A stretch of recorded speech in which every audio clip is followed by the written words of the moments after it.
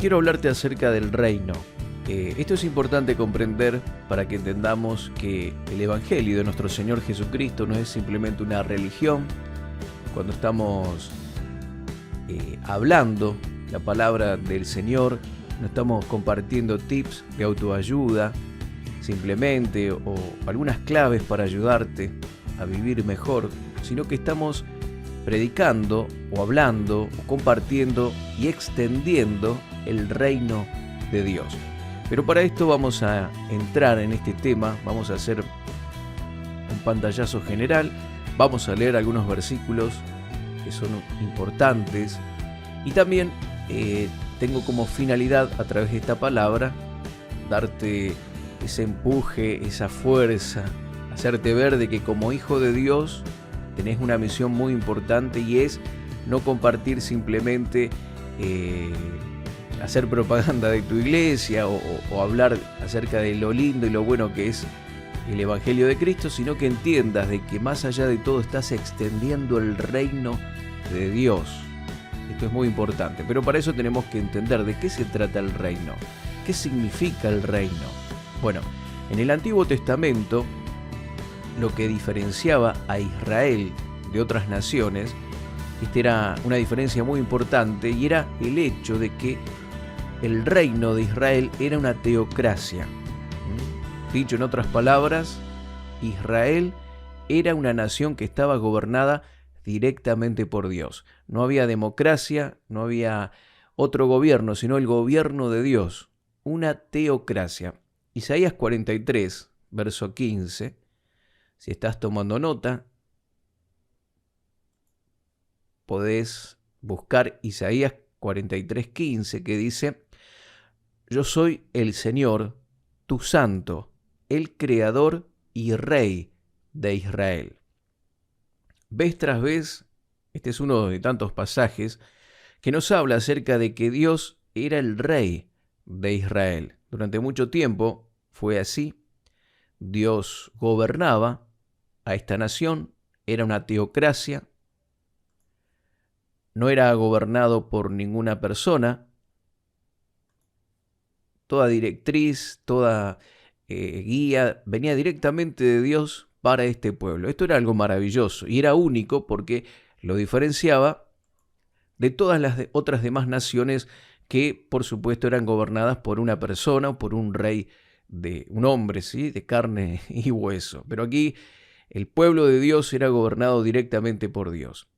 Más adelante, en la historia del pueblo de Israel, los israelitas querían ser como las otras naciones del mundo, ¿sí? Ellos querían estar gobernados por un rey terrenal. Primera de Samuel, capítulo 8, vamos a leer del verso 5 al 19. Esta historia quiero relatar esto para que puedas ir comprendiendo cómo se fue desarrollando. Ya ellos no querían ser gobernados por Dios, entonces Dios les dice las implicaciones que esto tendría. Sin embargo, ellos querían ser gobernados por una persona. Y dice Primera de Samuel capítulo 8, versos 5 al 19, aquí el pueblo de Dios habla con Samuel, el profeta Samuel, ¿sí? El profeta Samuel, que fue el último profeta que bueno, justamente hablaba de parte de Dios, que gobernaba al pueblo directamente de parte de Dios con las directrices de Dios, y este era el profeta Samuel. Y le dijeron al profeta Samuel: ya eres anciano, Samuel, y tus hijos no son como tú. Danos un rey para que nos juzgue, así como lo tienen las demás naciones. Aquí está el peligro a veces de querer copiar a los demás, ¿sí?, cuando lo que tenemos es mucho mejor. Pero aquí estaba este pueblo queriendo un rey que lo represente o que los represente como lo tenían las demás naciones. Samuel se disgustó con esta petición y fue al Señor en busca de orientación. Verso 7 de Primera de Samuel capítulo 8. Y dice aquí que Dios le dijo: haz todo lo que te digan, porque me están rechazando a mí y no a ti, dice el Señor. Ya no quieren que yo siga siendo su rey. Desde que los saqué de Egipto, me han abandonado continuamente. y han seguido a otros dioses. Y ahora te tratan a ti de la misma manera. Haz lo que pidan, pero adviérteles seriamente acerca de la manera en que reinará sobre ellos un rey. Había implicaciones en esto, entonces el verso 10 dice que Samuel transmite esta advertencia del Señor al pueblo que pedía un rey. Esta es la manera en que un rey gobernará sobre ustedes, les dijo. El rey reclutará en el ejército a los hijos de ustedes y los asignará a los carros de guerra y a sus conductores y los hará correr delante de sus carros. Algunos serán generales y capitanes del ejército, otros serán obligados a arar y a cosechar los cultivos del rey, y otros harán las armas y el equipo para los carros de guerra. El rey tomará a las hijas de ustedes y las obligará a cocinar, a hornear, a hacer perfumes para él. Les quitará a ustedes lo mejor de sus campos, de sus viñedos, huertos de olivos, y se los dará a sus oficiales. Tomará también 1/10 parte de su grano y de sus cosechas de uvas, y la repartirá entre sus oficiales y miembros de la corte. Les quitará sus esclavos y esclavas, y les exigirá lo mejor de sus ganados y de sus burros para su propio uso. Les exigirá la 10ª parte de sus rebaños, y ustedes serán sus esclavos. Cuando llegue ese día, suplicarán ser aliviados de este rey que ahora piden, pero entonces el Señor no los ayudará. Entonces dice que el pueblo, a pesar de todas estas recomendaciones que Samuel les decía, se negó a escuchar esta advertencia y dijeron: aún así todavía queremos un rey. Y aquí comienza la historia de los reyes de Israel, una historia que muchas veces trajo muchos prejuicios a la nación, ya que cuando el rey obedecía a Dios, este representante visible del Dios de Israel, cuando desobedecía a Dios, entonces el pueblo era llevado a la ruina, al cautiverio, y cuando obedecía, el reino prosperaba. Por eso, muchas veces cuando un rey que era piadoso, que era bueno, que obedecía a Dios moría, había incertidumbre en toda la nación, porque si este rey que entraba luego era impío, no obedecía a Dios, hacía las cosas como él quería, ¿cómo fue que hizo este primer rey? Un rey que no obedeció a Dios. Y 1 de Samuel, capítulo 15, 22 y 23 dice: Samuel le respondió a Saúl, que era el primer rey que había sido ungido para gobernar la nación de Israel, y le dice Samuel: ¿qué es lo que más le agrada al Señor? ¿Tus ofrendas quemadas y sacrificios, o que obedezcas su voz? Escucha, la obediencia es mejor que el sacrificio, y la sumisión es mejor que ofrecer la grasa de carneros. La rebelión es tan pecaminosa como la hechicería, y la terquedad tan mala como rendir culto a ídolos. Así que por cuanto has rechazado los mandatos del Señor, Él te ha rechazado como rey. Dios se molestaba mucho cuando el rey no obedecía, porque esto hacía que trajera ruina sobre la nación. Esto ocurrió muchas veces. Cuando Dios escogía un rey, Él enviaba un profeta para ungirlo con aceite. Y esto ejemplificaba al Espíritu Santo viniendo sobre él para llenarlo de poder y para ungirlo para que de esta manera reinara, lo capacitaba. Era una unción de rey, una unción especial. Entonces, el Espíritu de Dios venía sobre este hombre que era ungido y cambiaba su corazón para que gobernara con justicia, porque Dios estaba con él. Esta unción para gobernar o para ser rey es de donde viene de donde proviene la palabra o la idea del Mesías, porque la palabra ungido en hebreo significa Mesías y se traduce también como Cristo en el griego, o Cristos, ¿sí? Nosotros decimos Cristo en el griego. Por tanto, los profetas del Antiguo Testamento profetizaron que en un futuro el Mesías, o el ungido rey, iba a venir, y que el Dios del cielo establecería un reino que nunca sería destruido. Si te das cuenta en las Escrituras, cuando Cristo viene y está en la tierra, nunca le explicó a los judíos a qué se refería cuando hablaba del reino, ¿sí? El reino de los cielos se ha acercado, porque el reino de los cielos ya está aquí. Nunca les explicó, nunca dijeron ellos, ¿y qué es esto del reino? ¿Qué significa? ¿A qué te referís cuando hablas del reino? Jamás explicó nada porque ellos estaban habituados a este tipo de terminología. Era un concepto que los judíos tenían ya desde el Antiguo Testamento y era algo que ellos estaban esperando. Y es imposible comprender el mensaje de Jesús sin entender este entendimiento básico del reino. El reino fue un mensaje que Jesucristo declaró, un mensaje que Él predicó y podemos decir con seguridad, era el único mensaje que Él habló y que ordenó a sus discípulos que predicaran. Fue el único. Vamos a leer Marcos capítulo 1,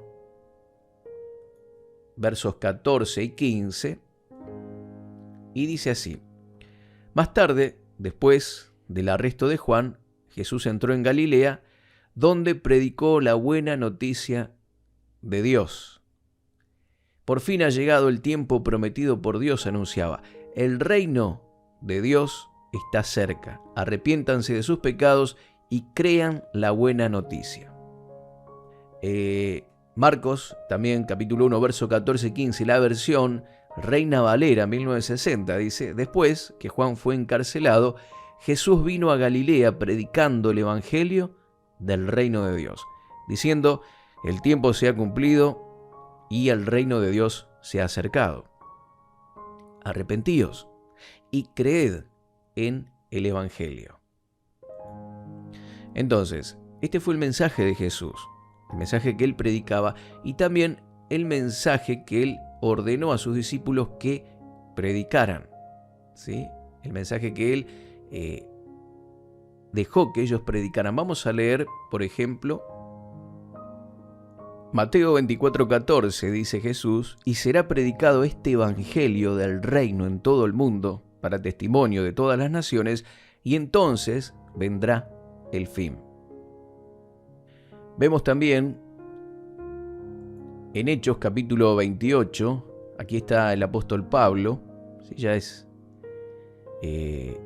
finalizando el libro de los Hechos, y dice el verso 23, hablando de Pablo: entonces fijaron una fecha y ese día mucha gente llegó al lugar donde Pablo estaba alojado. Él explicó y dio testimonio acerca del reino de Dios y trató de convencerlos acerca de Jesús con las Escrituras, usando la ley de Moisés y los libros de los profetas. Les habló desde la mañana hasta la noche. Y aquí hace referencia a la predicación que tenía el apóstol Pablo. Y el verso 30 dice: durante los 2 años siguientes, Pablo vivió en Roma, pagando sus gastos él mismo, recibía a todos los que lo visitaban y proclamaba con valentía el reino de Dios y enseñaba acerca del Señor Jesucristo, y nadie intentó detenerlo. Este era el mensaje que predicaban los discípulos, el mensaje que predicaba también el apóstol Pablo, y a este mensaje también se lo conocía como el mensaje de la salvación o el mensaje de la vida eterna. El mensaje del reino también se conoce como el mensaje de la salvación o el mensaje de la vida eterna. Y la frase el reino de Dios en sí misma lleva la idea de un grupo de personas que serán gobernadas por Dios. El reino de Dios lleva la idea de un grupo de personas que son gobernadas por Dios. Entonces, si estamos en el reino, si somos parte de este reino, tenemos que permitir que Dios gobierne nuestras vidas, ¿sí? Esto es importante. Pero para poder entrar al reino de Dios también se tienen que cumplir con ciertos requisitos. En primer lugar, se requiere un cambio de actitud, ¿sí? Este cambio de actitud es lo que la Biblia llama el arrepentimiento. Es un cambio de corazón hacia Dios. Es decir, tomar la determinación, Siempre explico esto. Arrepentimiento no es pasar al altar de la iglesia y llorar y por todo el mal que hemos hecho, que por supuesto puede manifestarse de esa manera porque la persona está acongojada en su corazón por lo que ha hecho y puede ser que llore, pero el arrepentimiento verdadero es un cambio de dirección. Es alejarse de Satanás, es alejarse del pecado, es alejarse de los caminos del pecado y del mundo y acercarse a Dios, a Cristo y a sus caminos. El arrepentimiento sería el primer paso para ingresar al reino. Y conforme uno se acerca al reino de Dios y quiere cambiar, quiere entregar su corazón a Dios, quiere tomar la determinación de seguir al Señor, Dios ofrece como regalo, por medio de lo que Jesús hizo en la cruz, el perdón de los pecados y la vida eterna. Esta buena noticia se la conoce como el Evangelio o el Evangelio de la Gracia o la predicación del reino de Dios. El reino de Dios se caracteriza por gracia, por la gracia de Dios, y ha llegado a este mundo a través del ministerio de Jesús. Y algún día, en el futuro, culminará con una consumación visible y gloriosa.